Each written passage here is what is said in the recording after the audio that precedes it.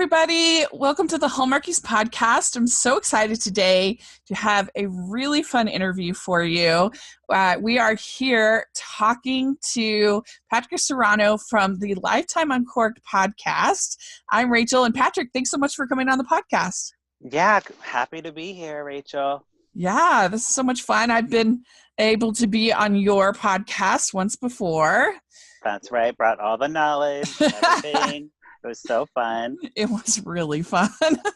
We were talking Christmas Everlasting, right? Yes, yeah, that's what right. it's called. Yeah, the With very Tatiana Ali. yes, and Robert from Cosby Show. Yes, it's really all the fun. emotions. Very emotional movie. Yes, Love the Hallmark Christmas movies. yes.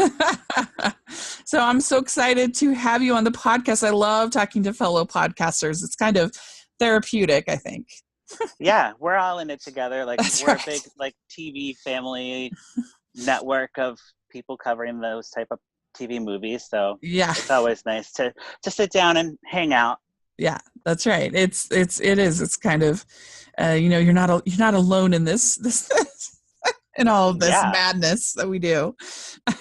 Yes, and you do way more than I do. You do the interviews, you do all that type of stuff. I'm just recapping and being sassy. Yeah. That's like my game. I love it. It's great. Well, but you have like legit studio. Like I'm just we do from my house. It's yeah. Well, in Chicago we have a little studio, so it's like a network of 6 podcasts. I think 6 or 7. And I just got to be a part of that network because I'm a theater background, so I knew some people. And yeah, they brought me in. I was writing reviews for Hallmark Christmas movies, actually. Oh. And Drew, my producer, wanted to get that on the podcast. He's like, you should do a podcast about that. And then I decided I know more about Lifetime. I like Lifetime. Me and Lifetime go way back. So I decided to keep it Lifetime focused and then maybe do Hallmark for Christmas only, just because you have to. Yeah, for sure. So yeah, I was going to ask you how you ended up becoming a podcaster. So you were like a blogger first, basically, or? Yeah, it was actually like on Facebook. I was just writing like little reviews for my friends, and it just kind of like spiraled from there. So yeah, and then I come from a theater background, so I was like, hosting a podcast can't be much different than like hosting a comedy show or whatever. So or an improv set. So I have a lot of comedians in Chicago who I bring on the podcast and try to make it like fun. Yeah. And yeah, just kind of all fell together like the perfect timing. So do you grow up doing theater and? Yeah. Went to theater. Performing Arts High School in Maryland, and then I went to college for theater, and I work in a theater during the day, and sometimes on the weekends, like for events or whatever. But I'm a theater guy. Love it very much. Where in Maryland did you grow up? I grew up in a town called Olney, Maryland. It's kind of close to like 30 minutes from DC, 30 minutes from Baltimore, like a Maryland suburb. Yeah, I actually grew up in Maryland as well. I lived in Frederick County. Oh, yeah. I know Frederick. Yeah. I was a little town called Middletown, Maryland. Nice. That's where I grew up. Well, and you grew up there for... I lived there from the time I was 11 until my parents moved when I was 17. So... Oh, wow. Okay. Yeah, so it was pretty formative. Yeah. High school, all the things. Yeah, middle school and high school in Maryland. So yeah, I loved going up there, and I did theater in high school as well. I loved it. We did The Wiz, which was probably the best show that we did. Yes. Which was really fun. A whole bunch of white kids doing The Wiz, but it was great. And it's a good show. It's a good show. It is. And then we did Bye Birdie, which was really Bye fun. Birdie. Yeah. And it's such a great show for high school because in my opinion, I think that you should pick shows for high school that have as many chorus scenes as possible, because you want to have as many kids to be able to participate as you possibly have. And like my sister in her school one year did Into the Woods, which is a great show, but it just doesn't have that many parts. Everybody has to be able to like really sing in that show. So yeah, that's a tough one for high school. Right. And I don't know, it just seems like you should have as many people be allowed to participate as want to participate for the most part. Like Grease is a good one. Yeah, good one. So many high school students in that show. Yeah. And we did Little Abner, but then I ended up getting sick. I know,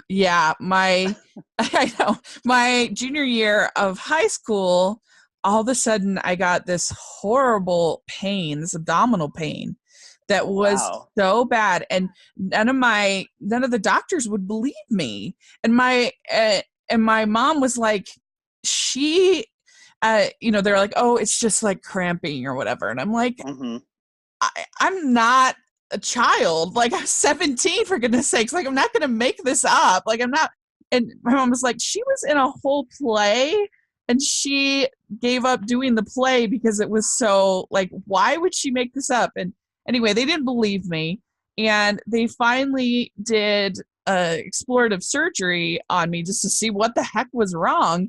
Right. And it turned out my appendix was like just about to burst. Oh my God. Yeah, which is crazy. And I remember it came out of the haze, and the doctor said that, and I was just so wanted to say, I told you it wasn't nothing. You knew something was wrong, and you had to leave a production. That's terrible, because the show must go on. Yeah, I know. And anyway, so yeah, that was my traumatic medical story in high school. But it was good because I learned, that you have to like fight for, like, you have to be I don't know, you have to fight for your own health care these days. That's true. And I love that we're both theater people, though. That's why we connect, I'm like, oh, that's where it is coming from, because theater is so collaborative. So you really have to work with other people to get a job done. Not that different than a podcast. And I think being, even though it was just those little plays in high school, I think it helps me have a little bit more sort of empathy, I guess, for these, little TV movies, because maybe my plays weren't like the greatest thing to ever exist, but like it was super gratifying and super fun to be part of the team and to be in it. And I think that's probably kind of similar. Like, they're trying their best to do a good job to entertain people. And, I can appreciate that and the effort they put into it. Right. And they're always on crazy time constraints. And they're producing these movies 90 a year or whatever it is. Amazing. So it is a lot of work. So it's very similar theater and TV movies. I would say. I think so. Where other people might just like and just be dismissive of it. I appreciate the effort. And so you always kind of watched Lifetime movies growing up, huh? Growing up, Lifetime was like it. That's what I watched after school. They had like the TV movies in the 90s, so I watched all of those, of course. And like they're very similar. Like Lifetime at that time was very much like women in peril, like all these type of things going on, like murder. So they were kind of scandalous or salacious for a young man to watch. Like, oh, these are kind of scary. And I am a scaredy cat, so I do get actually scared of the Lifetime movies sometimes. Like, I'll like scream and like jump up. Because they go for those jump scares. But Yeah.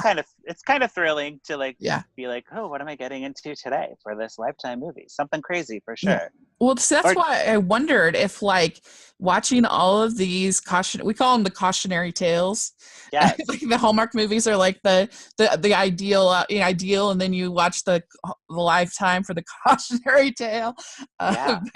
But does it make you like ever a little bit nervous to, like, I don't know, maybe go on that first date, or like Oh, for your sure. own Like you relationships? look through the world with a Lifetime lens. Yeah. Yeah, that's a scary place to live. I try to be more optimistic in my normal life, but it's nice to like kind of just grab a glass of wine and like watch somebody else go through craziness, and you're like, oh well, I'm fine. Yeah. Yeah. My life isn't that crazy, I guess. There's no one Hmm. stalking me online or anything Yeah. Yeah. that I know of. That I know of. Yeah, it's really some of them. I don't like stuff with, like, I don't like the murdery ones very much. They're a little too scary for me. But I do like the, I don't know, like, I guess the ones that are more sort of PG-13. It does seem like I, we watched one last year because we were thinking of covering them more regularly. So we Yeah. watched The Evil Doctor last Yes. year. Oh, Evil Doctor is And crazy. I Crazy. I was shocked. I mean, I don't Hmm. think I watch R-rated movies frequently, but Yes. I was shocked at the content that I don't think that you would I couldn't believe that content was allowed on basic cable. Like, Oh, yeah. whoa. They're on Lifetime movies, they're swearing, they do nudity sometimes, like Yeah. they are really graphic with their violence. Yeah. Um, and that's just kind of par for the course of like Yeah. the maybe in the past like 5 years they've really like leaned into that side of things. Yeah. But more recently, like as of this year, a new executive, what is her? Like executive vice president of programming, they Yeah. switch. So it's Tanya Lopez now, Oh. and she is focusing more on like empowering women, less women in peril. Oh, that's good. So Cuz that's why we've seen like, the Olivia Newton-John movie, the Victoria yeah. Gotti, all that stuff is coming under her development. Well, that's good because I mean, I like a good thriller. I, I don't know. It just really caught me off guard. Because I would maybe expect something like that uh on HBO, but it Right. was very surprising. And I mean, obviously, I don't watch something like Evil Doctor expecting like expecting like super high. I expected it to be kind of trashy, Right. but More like fun, campy. yeah. And so I was just like, I, I was shocked, but yeah, it's I did really did you like the Olivia Newton-John movie? I did. So I That watched was it a little bit later. I didn't watch it yeah. when it came out. I was on vacation, but I watched it like a couple of nights ago, Uh-huh. and I thought it was good. I mean, it Yeah. was just straight up biopic, which Yeah. Lifetime does. They've done some bad ones. The Britney Ooh. Spears one was like the worst one of Yeah, them. it was so bad, and I thought the Whitney Houston one was really bad too. And the TLC one was bad too. Like they had a slew of like really not great biopics, but this one Yeah. was an acquisition for Lifetime, so they Yeah. bought it from, I guess, an Australian company. Yeah. And yeah, I thought it was pretty good. I mean, kind of Yeah. a basic storyline, but that's just a biopic in general. You're just gonna Yeah. get like the flashes of the iconic like physical video or whatever else. Yeah. Grease. Speaking of Grease, yeah. Yeah. Yeah. I mean, they did pack. That was probably the one flaw that we talked about on the podcast, is that they did pack a lot into the movie. Whereas some biopics, just focus on like one part of their life, and Right. they really covered a ton. They did her whole life Her until whole life, now, yeah. pretty much. But They did leave out the one thing that I was very sad was that Patrick was like, he like got lost or whatever at the end. He was like missing. They didn't yeah. like bring it back that he like came back 12 years later. He was like hiding in Mexico. Well, did they officially that, or is that just a rumor? No, they found he's back. Oh my gosh, that's Yeah. crazy. I can't And I'm believe like, that's the most Lifetime-y part of the whole story. It's true. I know. They really could, and they should make a whole movie just on that one part, because that's crazy. I mean, that's so selfish. Can you imagine like what his family went through, and he's just gone? Like, that's the worst. That is like a very typical Lifetime movie plot. So where's that movie? Yeah. So what's your kind of favorite part about running the podcast? So I love to have guests on. So in the studio, I bring people in from Chicago. So like, I don't really do call-ins because I like to have that person face to face. Yeah. We open a bottle of wine. Yeah. And it's just like a really good time. So, and most of them don't watch the movies or don't watch Lifetime. So I'm kind of the expert, air quotes. Yeah. And they're like, what the heck did you make me watch? This is crazy. Yeah. And then we explain it to our producer, Drew, and he is not allowed to watch any Lifetime ever, or Hallmark. He's banned from watching them. So I love seeing like his imagination, like of what the movie is, because they're always like, he always has like crazy ideas of how this is produced. He just doesn't know because he's never seen them. So it's really fun to explain it to somebody who just doesn't know the genre at all.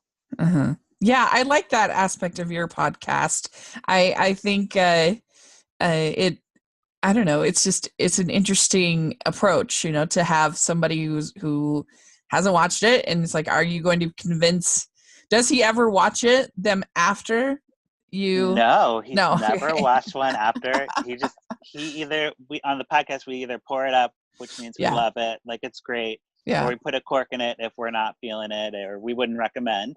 And then he just decides bases on how we explain it to him whether he'll pour it up or put a cork in it. So it's pretty funny. I know, he's a funny guy. Yeah, he is. I should disclaim that Lifetime Uncorked is not rated G. We're definitely rated like R. We swear and talk about all the crazy things. So if you're sensitive to that, it's not the podcast not a family friendly podcast. Not safe for work, as they say. That's right. But it's a lot of fun. I enjoy that dynamic. I think and that you pretty much have almost, it seems like every week is a different, or every episode is a different guest, which is pretty impressive. Yeah, I have a big network of improvisers and comedians in Chicago, so it's endless, the people who could be on the podcast. So trying to bring in, like, especially since Drew and I are both males, like a female voice. So for the third chair, I try to get a female in there, because we are talking about movies that are intended for females mainly. Right. So it's nice to have that voice in there to keep us men in line. So what do you think that Hallmark does better than Lifetime, and Lifetime does better than Hallmark? Yeah, so Hallmark, which I also love Hallmark, of course. How could you not love Hallmark? Hallmark is so good about, well, first of all, I love how organized they are as a network. Yeah. Like, we have the schedule way in advance. You're getting like very clear indications of what's happening as far as like the plan for the year. But that's more like a podcast. Like, as a viewer, first of all, I love that we have female protagonists in all of the movies. I love a female protagonist. And I like that they do a really good job at kind of like hitting the beats of what's expected in a Hallmark movie. Like, if I'm sitting down and watching a Christmas movie, I want my tree buying, I want like a snowball fight, I want to have a baking thing. Like, they always deliver on what they're promising that they are delivering, Yeah. And then for Lifetime, I mean, I love that it's very dramatic, over the top acting, which is just so fun to watch. And I like that you never know how it's going to end. It's always like a twist or a turn or something where you're like, oh, well, it's sometimes surprising or sometimes very obvious. But I like the kind of mystery aspect of like Lifetime. It always keeps you like guessing. Yeah. So it's fun. Yeah. I just think it's so impressive how well aware of their brand they are, especially Hallmark, that because Lifetime can be a little scattered. They're kind of like, we'll just, look, the 1 week it's a biopic, and I guess that variety is kind of fun, but Hallmark is just, They absolutely know what they are. Yes. And they don't try to be anything other than what they are. And I mean, some people might call that boring, but I think it's impressive. And I kind of think they're, to me, very similar to the Marvel in a way, which might sound weird, but Marvel absolutely knows their brand. They know exactly what they are, and they don't try. And a lot of the other franchises try to kind of be things that they're not. Or I feel like Star Wars has definitely had this problem. Like each director is kind of making it up, like we're going to be a war movie with Rogue One, or we're going to be and some people think that that's impressive because it creates variety, but I think it actually hurts the movies because I think it's better. It might seem less creative, but I think it's sometimes more creative when a director is just basically give it a kit and said, here's the tools you have available, go and do whatever you want within these tools, as opposed to saying, here's an empty thing, go for it. And which just kind of is overwhelming and frustrating. And I don't know. It's just something I think that it's so impressive when you know your brand, you have, and it takes, I think Bill Abbott and Michelle Vickery are just they just know their brand. And I just think that's very impressive. Right. Well, and Hallmark has kind of stuck to their brand. Like Lifetime keeps rebranding or trying to get away from what they were in the past. Yeah. But then sometimes they're like, well, maybe we'll bring it back and we'll do a remake of Death of a Cheerleader. Right. And you're like, well, why? Why are you doing that? Like, I do agree that Hallmark really understands what they're doing. They have the formula down. Yeah. And both networks have been around. Basically actually that's not true. I think Hallmark was like 2000, 2001 when they started the like actual network, but they were doing the movies of the week type of thing on ABC or CBS the or Hall of Fame. Hall of Fame forever since like the 70s or like it was even on the radio at one point, Hallmark Hall of Fame. Right. Like it's been around. That helps establish the brand for them. Yeah. Lifetime started in the 80s. And it was like Farrah Fawcett with like the burning bed type of stuff. Right. Which is like totally not what they want to be doing now. So they're just having to rebrand a lot. Because it when you know your brand, it allows you to just kind of like some people might think it's boring, but I think it allows you to perfect it and to make it better and better and better. At least that's the idea, at least. And I don't know. The one thing I am very glad that they have gotten pretty much rid of doing for Lifetime was that unofficial true story phase that they were in. Yeah. Terrible. That unauthorized. Was the worst. Like the Saved by the Bell one was so bad. I mean, supposedly off of like Dustin Diamond's book, and the whole thing was like just him whining the entire time, and it was very unreliable, like the most unreliable narrator to exist. Of course. Yeah, I think I had a viewing party for that one, like at my house. I'm like, everyone's gonna come over and watch this, and everyone's like, this is the worst movie. I'm like, I'm so embarrassed. Why did I invite everyone to my house to watch this? It was, and like the cast, first of all, it looked like a cheap like adult entertainment parody of Saved by the Bell. Like it was so bad. And they did a bunch more after that. They did like Melrose Place. They did 90210. They did it all. So I don't know who was in charge of the network at that time, but that was a weird pivot for Lifetime. I'm glad those days are done. Yes, that's the dark days that they. Yes, totally. The low point in therapy, I think. Right. So thankfully, I didn't have a podcast then. I don't have to cover those movies. But I might do the Melrose Place one because I have a friend who hosts a Melrose Place podcast. Oh, really? And he has like so many people like they're fanatics who love Melrose Place. And you would think, oh, that show's so old, who cares? But there's a lot of people like discovering it now. Like I guess it's on streaming or something. So it's nuts. There's a podcast for everything. There really is. And yeah, I know, because Jack Wagner has tons of fans. Most of those are back from Melrose Place. Right. And because he does Hallmark, right? Him and Josie Bissett. Yeah. He's on When Calls the Heart. Okay. He's a regular or star in role on When Calls the Heart, and he is he does a bunch of movies, particularly the Wedding March series, which are so bonkers. I have not seen them, but because I vowed to not cover the wedding movies on Hallmark. I'm like, I can't. I actually go to weddings all the time. I don't want to watch movies about weddings. I had like 8 weddings last year that I attended or was like in the wedding party for. So can't do the wedding ones, but I remember the posters for those because I'm like, these look crazy. Well, I'm with you there. I actually hate the wedding movies. Because I just don't think the bridezilla trope is funny at all. I do not like it. It's I just feel like, maybe it's just because I'm 38 and single. I'm like, if you found somebody that wants to marry you, then you're the luckiest person on earth in my book. Like, I don't want to hear it. I don't want to hear. Yes. But weddings are stressful, I guess. I don't know. I guess, but it's just not enjoyable for me to watch that kind of stress. And I just feel like it's really selfish.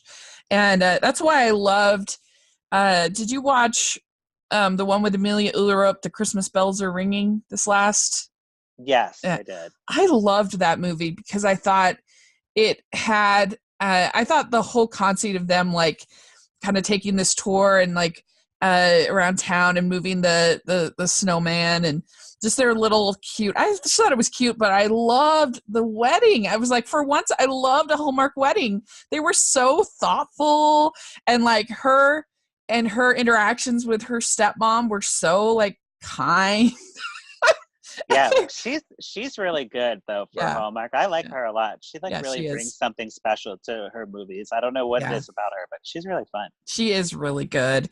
And it's interesting because she was on Chesapeake Shores, and I was not a fan of last season of Chesapeake Shores. I did not.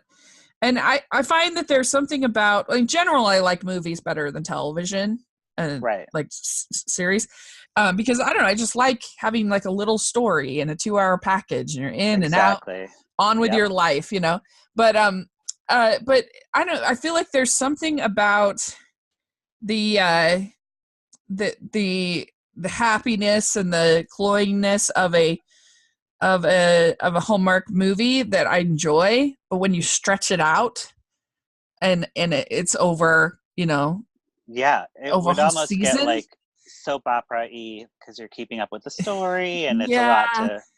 I just find it's not as palatable to me as than the movies. I just like the movies so much better than the television. Well, the movies are so fun because you get so many like different celebrities in there, and like Hallmark does a really good job at their lineup. They like get people you're like, oh yes, I love Tia Mowry. Of course she should be in a Hallmark movie. That type of thing. So I don't know. The shows I don't really follow either. Yeah. So I know you have we'll talk a little bit about your least favorite Queen of Hallmark, but do you have one that you really look forward to their movies, like a Danica or a Lacey or anybody like that that's kind of your favorite? I would say Lacey is my number one, but her last few movies have been kind of boring. The Christmas one specifically, like I remember the Santa Claus one where I forget what it's called, the one where the Santa Claus like gives her like a letter or something. That one is like Matchmaker Santa. Yes. That one is good. That's like one of my favorites. So I always like go into a Lacey movie being really excited, and then the last few she's done are just like very confusing, or like she did the Pride, Prejudice, and Mistletoe, where I was like, I don't know. So I would say her, but I'm sure there's someone else. I can't think of the actress's name, but I really liked her when she did one. I think her name's Meredith something. She's in Search Party. Yeah. What is her name? I love her. Meredith something, but she's so good. And she's like the perfect Hallmark because she's like cutesy, but like kind of like fun. And I don't know. She just seems like a good one. I can't think of her last name though. Yeah. What is her name? It's Meredith Hagner. I think that might be right. She was in My Christmas Love. Yeah. The one where she got all the presents. Yeah, The I love 12 that. Days of Christmas. And she was just so adorable. Yeah, she is very cute. Very cute. Yeah, that's a good one. And yeah, there's even though I didn't like Evil Doctor, I do love Jen Lilly. I think she's just the Oh yeah, I like that she crosses over from Lifetime to Hallmark. Like, yeah, she can do anything. She's a really good actress. Yeah, she is. She's a good one. I would say maybe she's my new favorite of the newer people. Yeah, she's just delightful. What can you say? But very good. And I've gotten to interview her twice, and she is seriously such a great person. I mean, I think most of these people are really just lovely, but she has so many causes that she's working on and so many different things. Like she recorded an album for music, and she donated her first single. She donated money to help this little boy, I think in Africa or somewhere, I can't remember where, but anyway, get a heart transplant. Oh my gosh. Yeah. I mean, amazing. Yeah. Yeah. And so anyway, she's really cool. But so what in your mind makes for a great Hallmark or Lifetime movie? You're like, oh, that they nailed it. Yeah. So I love the Hallmark like businesswoman with a cold heart, warmed up by like a cabin and a handsome man. Yeah. That's like my favorite because I'm like, that is me. That's my life. Where's my man in a cabin? You must really like all the fake Chicagos that you see. Oh, I love fake Chicago. Whenever Chicago comes up and they're like working in their office, it makes me so happy. Yeah. That would be my favorite like Hallmark trope. A Lifetime, I love like secret identity or like pretending to be someone else, taking over someone's life type of movie. That's like a really good. And actually Jen Lilly was in, or no, it wasn't Jen Lilly. And I always say this movie was her, but it was another actress. It's sisters, they're twins. And one twin sister dies. And the other twin takes over her life and doesn't tell anyone. And she does it at first like for the kids' feelings, but then like she falls in love with the husband. Scandalous, and it's based on a true story. And I was like, this is nuts. It's like my sister's secret or something like that. Insane. Yeah, you're like, where did they find these people? I was thinking that the other day with that Mommy Dearest one. Yes. I was just like, oh my gosh, what is going on? That one really was scary. I definitely was freaking out the whole time. I haven't gotten to watch that documentary yet, but I want to after you guys talked about it. The documentary is even scarier than the Lifetime movie. It's insane. I mean, there are crazy people out there, so everyone be careful. I'm worried about everyone. Be careful, please. That's right. Oh my gosh. I'm just happy here in Utah in my little bubble. Yes. Everyone stay in your little bubble. We'll all be okay. That's why I would not absolutely never watch the Elizabeth Smart movie, because I'm just like, I don't need to have that fear in my life. Like I was, in Utah when it all happened, and it was like awful. It was awful. Right. I mean, obviously it was awful for her, but it was scary. Like you think you have this you have this really safe kind of community, and for something like that to happen was just awful. Right. And that's another tricky thing with Lifetime movies. Like when they're based on true stories, you have to be so careful telling that story. Yeah. And Lifetime recently has been a lot better about getting that person involved in the production. So at least they have a voice in their own story. Because before they used to just be based on a true story and that's it. And they take creative license. But now they're better about respecting the person who's actually going through the traumatic incident that happened, Yeah. Well, if you ever want to do a vintage Lifetime movie episode of the podcast, my favorite, one of my favorite TV movies I've ever seen. Oh, I'm so excited to hear I it. know. It's called Love Notes, and it's a Lifetime movie, and it stars Antonio Cupo and Lara Layton. Yeah. And Antonio Cupo is so dreamy in it. So dreamy. Okay, And I'm on board. yes. I'm on board with that. And he plays a country music singer, and she plays a classical music critic or like an NPR kind of lady. And she has to do this interview with him. And so she goes, and they basically have a one night stand, and it's very, very dreamy. And then she ends up pregnant. So it's scandal. Yes. And so she has to try to communicate with him because she's going to give the baby up because she had a single mom, and she doesn't want to be like that. And, to a kid. Anyway, right. And so it's kind of a road trip movie of them back and forth. Very romantic, very dreamy, and I love it. It's so good. Okay, I'm gonna have to find this. We'll do like a very special episode of Lifetime Uncorked and get you on there to explain it to Drew. Yes, it's so good. You should watch it. Yeah, I've never heard of it.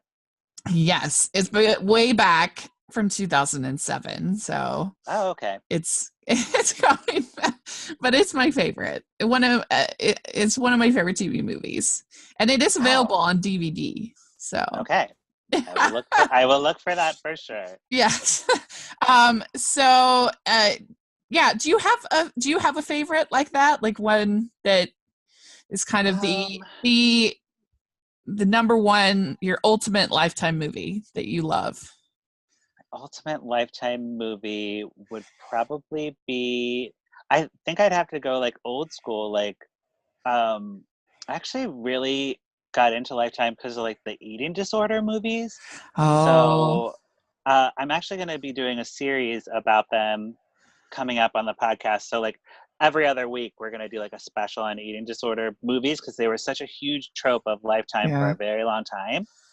So probably the one with Tracy Gold where I think it's like the Jars movie. Where she's throwing up in jars? No, that's Calista Flockhart in another movie. But Tracy Gold actually, I think it's like the perfect, I can't remember the title. But basically Tracy Gold like used the movie to get over her eating disorder. Oh my gosh. And like kind of was involved in the production. And she, basically a telling of her experience. On growing pains and everything, not that literal to her life, right, a parallel like universe where she's like a normal teenage girl dealing with that. So she did a really good job in that, and I think like Jill Claiborne is the mom in that one. So if I could remember the title, which I don't know off the top of my head, but that would probably be one of my faves. That sounds, I feel like I've seen that. I mean, and I really remember the Jars one because we watched that in health class in high school. Me too. Must have been a Maryland thing. Yeah, I think so. Oh my god. Yes, but I think that was a TV special. The Calista Flockhart movie. Oh, was movie. it? Okay. Because I was going to cover it for the life. I was going to do it for the Lifetime movie eating disorder series. And it's only like a 20-minute movie. Oh. So I was like, I don't even know what that was and why I watched that in health class. I don't know. Don't know. I vividly remember it. Like me too. So it was shocking. Yeah. But that's why those Lifetime movies are so important. The Karen Carpenter story would probably be another one of my top movies. Because like they taught people about eating disorders during that time period. Yeah. So they did. Yeah. They really like brought it to like the consciousness and for people to just discuss and like talk about it. Because before the Karen Carpenter thing, eating disorders weren't really talked about. So it's a big catalyst for like movies with a message, Yeah. And my favorite Lifetime Christmas movie is the 12 Men of Christmas with Kristen Chenoweth. I love it. That's a good one. It's so good. I really liked the Nutcracker one this year with Melissa Joan Hart. That was so fun and cute. So funny. I mean, they nailed it this last Christmas. I liked Lifetime's I think, better than the Hallmark slate They this last stepped it up. Christmas. And I absolutely loved Christmas Perfection. I thought that movie was so funny. And I don't know. I just adored it. I thought it was the best. Anything with a Groundhog's Day like premise is going to be like really fun. So if they nail that premise, I'm on board. TV movie anytime. Do a Groundhog's Day thing. Yeah, I'm into that. And it was so brilliant, I thought, because it wasn't just that she was reliving the perfect Christmas. Mm-hmm. It was that everybody in her life was behaving in the way that she wanted them to behave. So her parents were like together and were all happy go lucky, and her friend, who's usually pretty snarky, was all of a sudden nice, and you know, her crush at work was all of a sudden now her boyfriend, like, and she's so, I thought it added a layer to the movie, because, you know, it's interesting because we, like, if people behaved in our lives the way that we kind of want them to, would we actually like it? Like, it added something to me to the movie, and I don't know, I loved the sort of the scene when she finally sort of tells her parents, like, I miss you, I miss the real you, because in here she would have thought that she would never, you know, miss them like fighting and them being themselves. So I thought I just really enjoyed it. I thought it was great. And it's a good message to kind of like deliver to people during the holidays, that everything doesn't have to be perfect. Right. It's all going to be fine. It's really just spending time with people who you love that matters. And like, you can't control other people. So you just have to like relax and enjoy the time with the people that you love. Right. And the other one that I loved from Lifetime this last Christmas was Christmas Penpals. I thought was great. I just really liked how I liked everybody in the movie. I like every side character. I loved her dad. He was great. Like all the little relationships, and just the whole idea of everybody writing letters was so nostalgic. And I've never been like that high on Niall Matter. Like, he's fine, but like never been super, but he won me over in that movie. He was so dreamy to me. I can't believe you don't like Niall Matter. He's so cute and dreamy. I do now. I'm totally on board. But he's always just been fine. Like, I don't hate him, but but he was so swoon-worthy in that movie. I was just in love with him. Yeah, I don't know. I love this new trend of like people kind of jumping around networks. Yeah. Because it's like, oh, hey, Niall's on Lifetime. Amazing. And like, it's really fluid with like how I mean, they're all filmed in the same location. So why couldn't they film two movies for two different networks, you know? Right. Yeah. Yeah. They're all up there in Vancouver. Yeah. More of the guys than the girls crossover. Yeah, that's true. Yeah. Like Andrew Walker, my favorite. Yeah, he's the best. I was a little disappointed in his movie, like Christmas in Tennessee. Mm-hmm. I don't know. I just thought it was kind of boring. It didn't. They didn't have as good a chemistry as I thought they would have, and I don't know. I'm just so tired of save the town storyline, save the barn, save the school, save the whatever. Like, it's just, I'm very tired of that trope. Yes, it is like overdone. Because there's no stakes. He could do better. He could do something better than that, I think. Like, he did. Snowed In was so good. The one from the year before, that one was so good. But I don't know. I just feel like, because everybody's trying to be You've Got Mail, but the thing they forget about You've Got Mail is that the store closes. Like, she actually has, because you don't believe it for a second that most of these save the whatever, that they're actually going to close, that they're actually going to, but in You've Got Mail, she actually has to deal with starting a whole new life. And she actually has to deal with the store closing. And so it's so much better than all these other movies to me. Right. Well, and also with You've Got Mail, it was very timely when it came out, because like, you know, Amazon was just becoming a thing, and like bookstores were actually closing.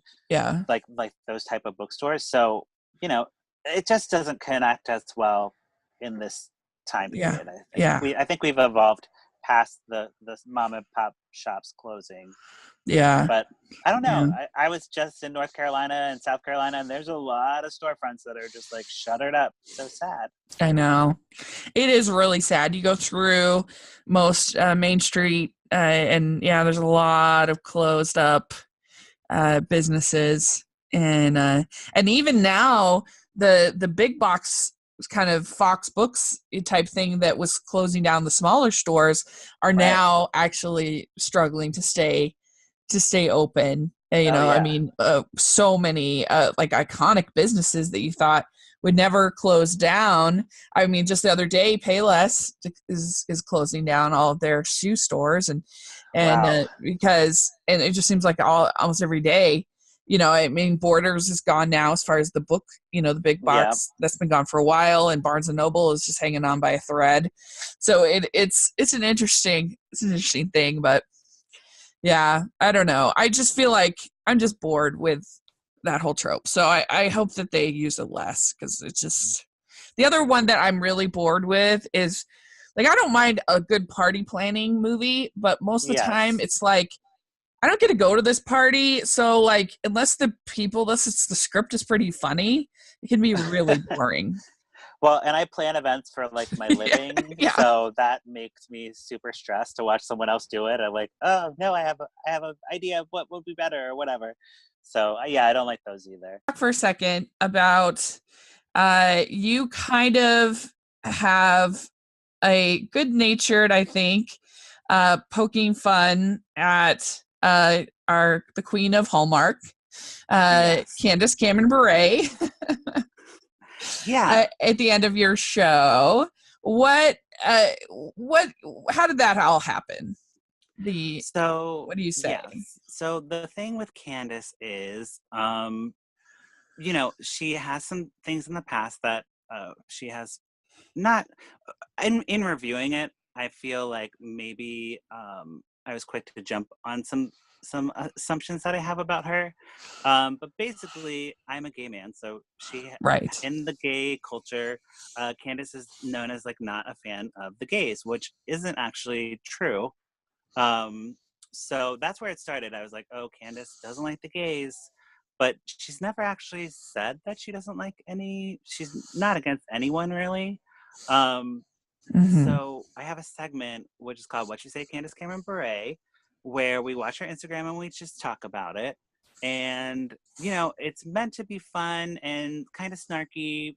Yeah. But like, really, I do, because when we started the segment, I didn't know a lot about her, I will admit. But as I've continued with the segment, I've gotten to know her through her social media presence. And she's just a very interesting person, and she is a hard worker. She, is very family oriented, and there's a reason she's the queen of Hallmark. She's does all the movies, and she's very committed to that, especially the family oriented content. So now the segment has evolved into us trying to get Candace to not really get Candace to do anything, because she doesn't know about her, or she doesn't care about our segment.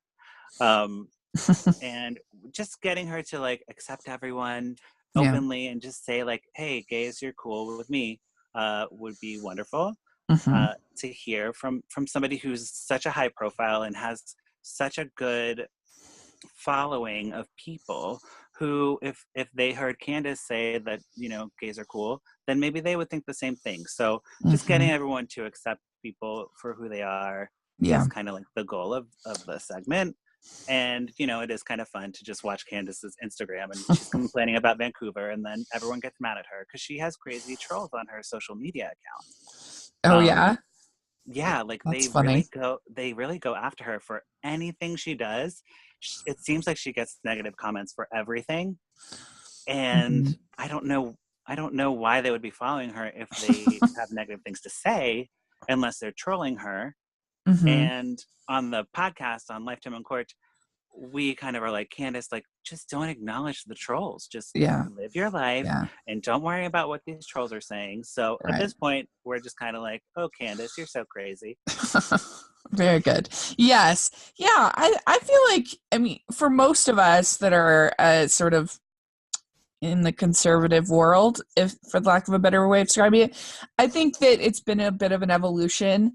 Like I'm sure that if you went back to like 2007, 2008, like there's things I probably said and maybe even tweeted that I'm not super proud of, because it was an evolution. Like I don't know, you just learn and grow and become more accepting, hopefully, as human beings. And, you have friends and you learn their experiences, and it makes you more open. And, that's what that's what part of the reason why we want to do all this is to talk about all these fluffy stuff, but also to just, share a little bit of who we are. And that's one thing I think that I feel like now we just like pounce on every little thing. If somebody said, like, I was kind of glad to see I know this is a silly example, but the director of the new Jason Reitman, the director of the new Ghostbusters movie, had put out a tweet saying,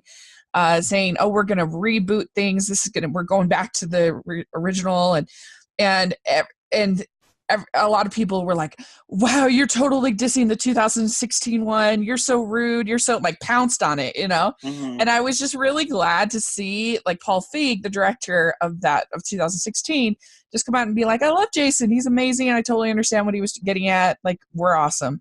And I'm like, that's the way I wish that more people were, that, like, there's just this immediate outrage, and that you're not allowing people to, like, yeah, and sometimes that's deserved because sometimes it is right, but other times it's like, let people be human and make mistakes and just have sort of a conversation and you can have fun and just be a little silly about it and let people evolve and grow. And I don't know. So I think I think that there's probably been some growth on Candace's part.